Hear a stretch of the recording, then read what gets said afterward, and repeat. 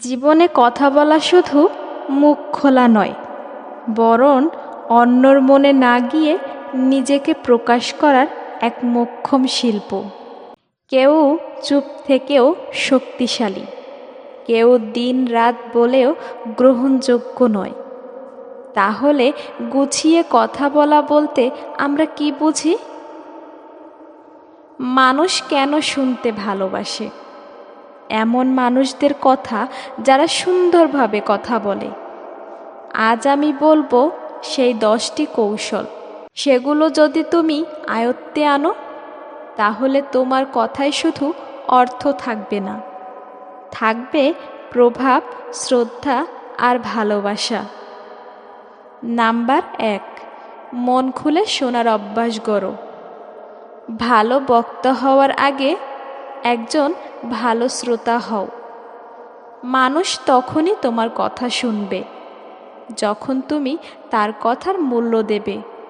প্রশ্ন করো, মনোযোগ দাও, চোখে চোখ রাখো।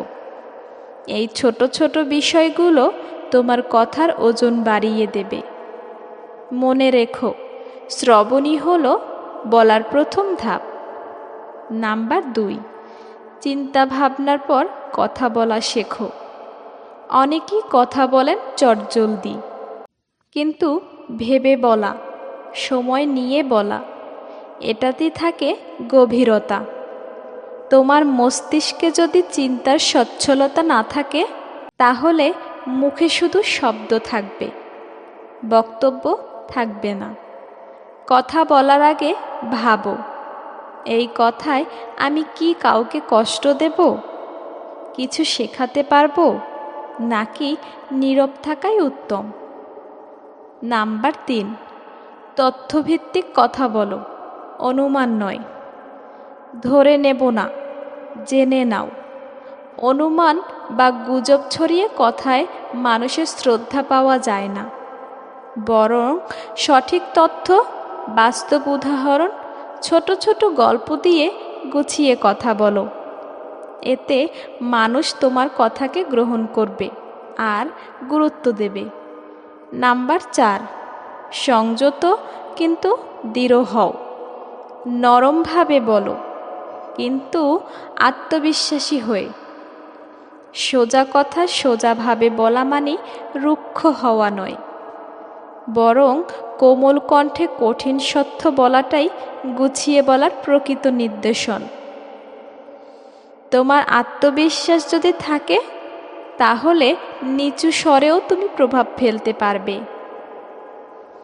নাম্বার 5, অপ্রয়োজনীয় শব্দ এড়িয়ে চলো। মানে এটা এই ধরনের শব্দ বারবার ব্যবহার করলে মানুষ বিরক্ত হয়। এতে মনে হয় তুমি ঠিক জানো না তুমি কি বলতে চাচ্ছ। কথা বলার সময় মস্তিষ্ককে পরিষ্কার রাখো। প্রতিটা শব্দ যেন হয় নির্বাচিত এবং অর্থপূর্ণ। নাম্বার 6, শ্রোতার অনুভব বুঝে কথা বলো। তুমি যাকে বলছো সে কেমন মানুষ, রাগী, সংবেদনশীল, সহজবোধ্য, তার মানসিকতা বোঝার চেষ্টা করো। কারণ কথার ধার কাকে উদ্দেশ্য করে তার উপর নির্ভর করে সে কথার ফলাফল। কথা যদি মানুষের হৃদয়ে যায়, তবেই সে ফলপ্রসূ হয়। নাম্বার 7, শব্দচয়নে কৌশলী হও। একই কথা বহুভাবে বলা যায়। উদাহরণস্বরূপ, তুমি ভুল করেছো না বলে বলা যায়, এই জায়গাটা একটু অন্যভাবে ভাবা যেত। এতে সামনেই মানুষ নিজেকে ছোট মনে করে না, বরং শিখে। তোমার শব্দই তোমার চরিত্রের আয়না। নাম্বার 8, সংক্ষিপ্ত কিন্তু গভীর বলো। বলা মানি বেশি বলা নয়। অনেক কথা কম শব্দে বলা যায় যদি তুমি জানো কোথায় থামতে হয়। বেশি বললে মানুষ বিরক্ত হয়, কিন্তু কম বলে যদি কিছু শিখিয়ে দেওয়া যায়, তাহলে তুমি গুছিয়ে বলার শিল্পী। নাম্বার 9, প্রসঙ্গভিত্তিক থাকো। একটা কথা বলতে গিয়ে যদি তুমি 10টা অপ্রয়োজনীয় দিক ধরি, তাহলে মানুষ হারিয়ে যাবে। বিষয়বস্তুকে ধরে রাখো।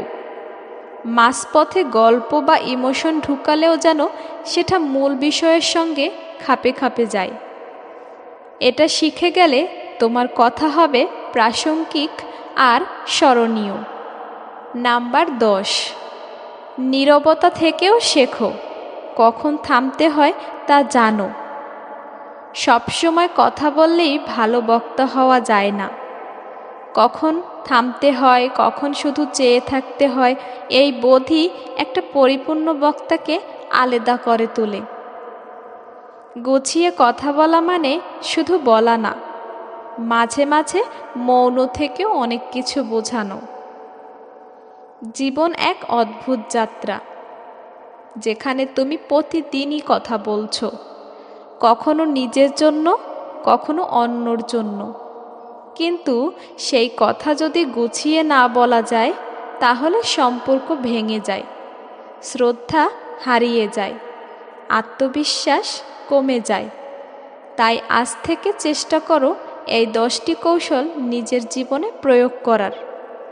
দেখবে কথায় আসবে ভার, আচরণে আসবে সৌন্দর্য, আর তুমি হয়ে উঠবে একজন গ্রহণযোগ্য মানুষ, যাকে মানুষ শুধু শুনবে না, শ্রদ্ধাও করবে। ভিডিওটি কেমন লেগেছে অবশ্যই তোমরা কমেন্ট করে জানাবে। আজ এ পর্যন্তই। তোমরা সবাই ভালো থাকবে। আল্লাহ হাফেজ।